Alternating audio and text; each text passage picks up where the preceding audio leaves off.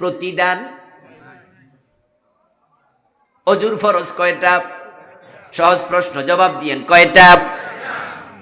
মুখ ধুইলেন, হাত ধুইলেন, মাথা মাসে করলেন, প্রচন্ড শীতের কারণে পা ধন নাই, নামাজ পড়ে ফেলেন, সওয়াব হবে কত পার্সেন্ট? 3টা যে মানলেন।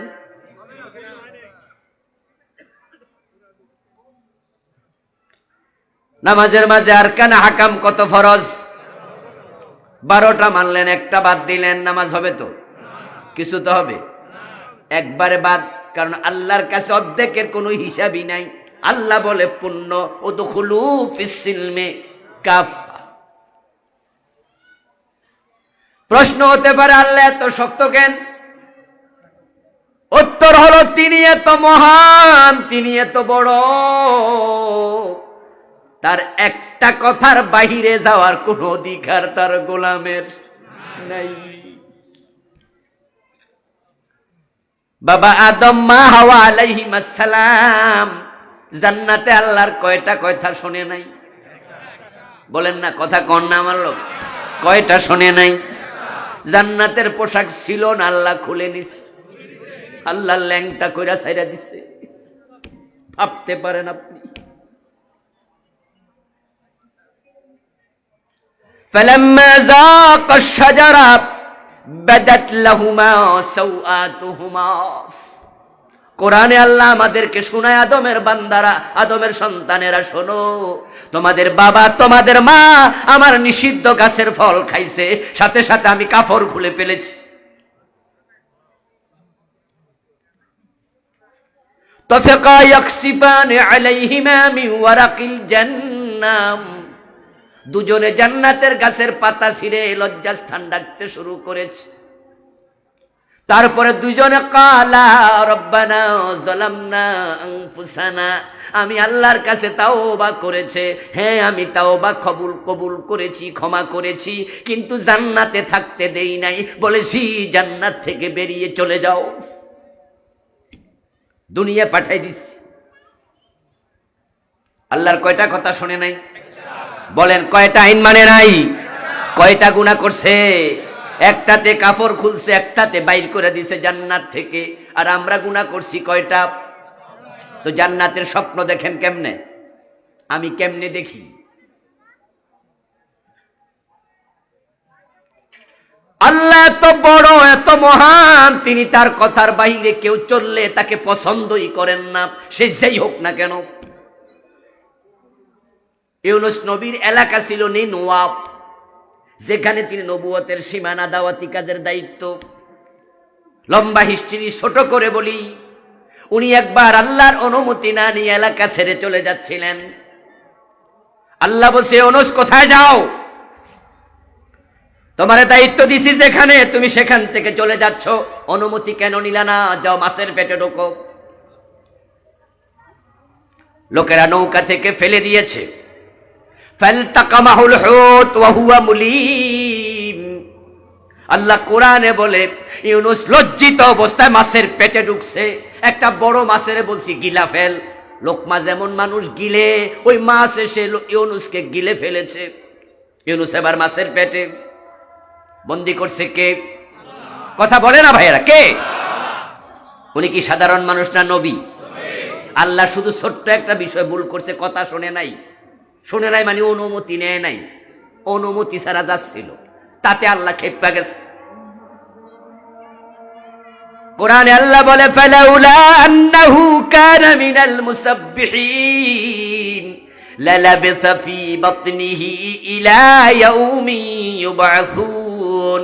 ইউনুস মাছের পেটে লা ইলাহা ইল্লা আনতা সুবহানাকা ইন্নী কুনতু মিনাজ জালিমিন বলে আল্লাহর কাছে মাফ চাইছে। আল্লাহকে যদি না মাফ চাইতো, ইউনুসকে আমি কিয়ামত পর্যন্ত মাছের পেটে বন্দী করে রেখে দিতাম।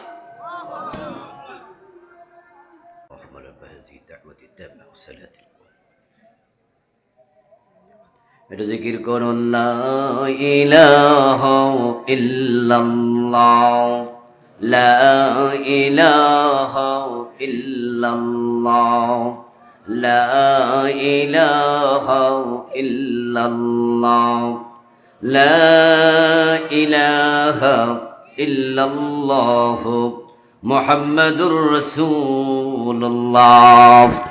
আমার প্রিয় ভাইয়ারা, আমি বলছিলাম অর্ধেক মেনে জান্নাত পাওয়া যাবে কিনা সে প্রসঙ্গে। আমরা ভাবতেছি অর্ধেক তো মানি, আল্লাহ জান্নাত কেন দেবে না? আপনাদের কাছে একটু জিজ্ঞেস করি, সহজ প্রশ্ন, সহজ উত্তর দেন। শয়তান কি আল্লাহর ইবাদতকারী ছিল না? কিন্তু বর্তমানে সে মুমিন না কাফের? আল্লাহর কথা মানে নাই কয়টা? তো বাংলাদেশের লোকেরা আমরা মানি না কয়টা? তো হে কাফের হইলে আমনের খবর কি? আত্মসমালোচনা দরকার আছে না নাই? আমরা তো সব ভাবি বেহেশত আল্লাহ আমারে না দিয়া কারে দে।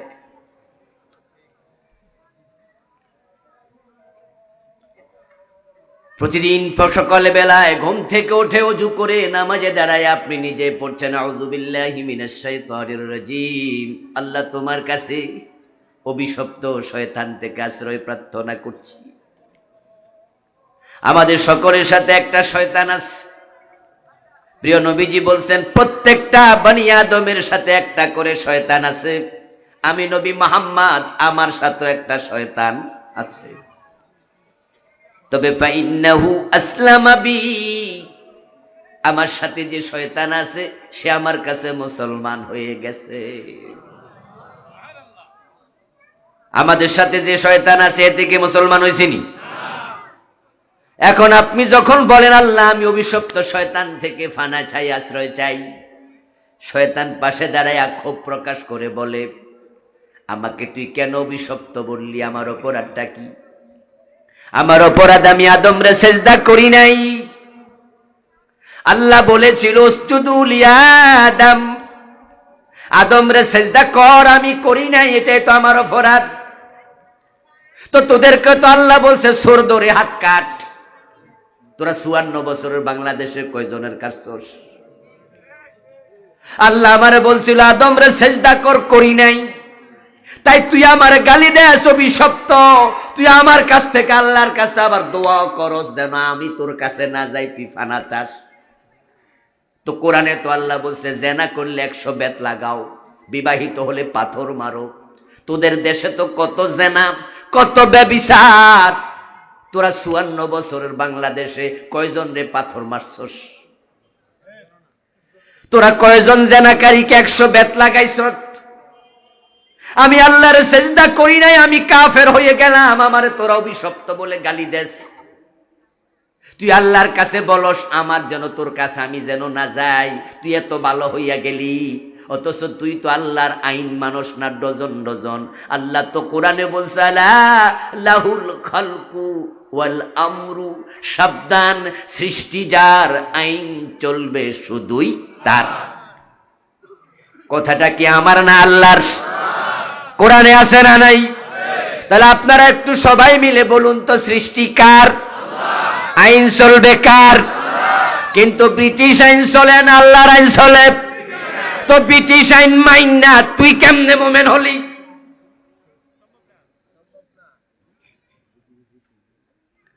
ও প্রিয় ভাইয়েরা, শয়তানকে আপনি বলেন অভিশপ্ত, আর আপনি ডজন ডজন আইন আল্লাহর মানলেন না, শয়তান মানল না একটা, সে কাফের হয়ে গেল। আল্লাহ পাক রব্বুল আলামিন কোরআন মাজিদে এটাই বলছেন। বাংলাদেশের লোকেরা জান্নাত যত সোজা মনে করে, আসলে জান্নাত এত সোজা না। আমাদের দেশে তো মদ খাইয়া গাঁজা খাইয়াও বেড়া জান্নাতের আশা করে। জুমার নামাজ পড়ে না এমন লোক জান্নাতে যাবে মনে করে গান গায়।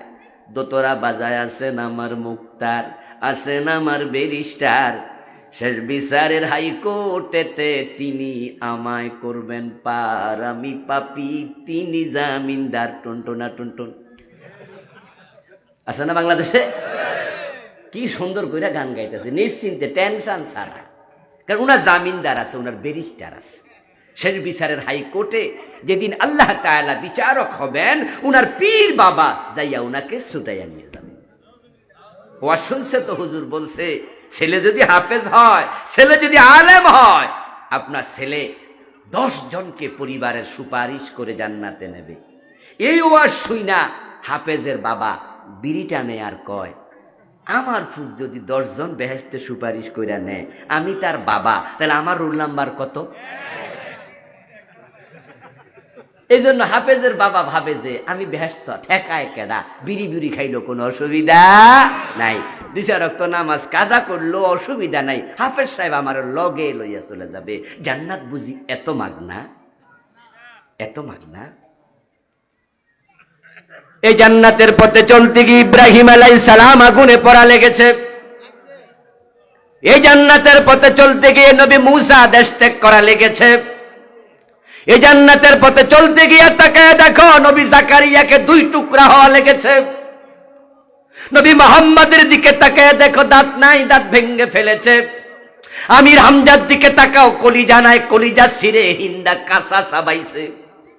ইমাম হোসেনের দিকে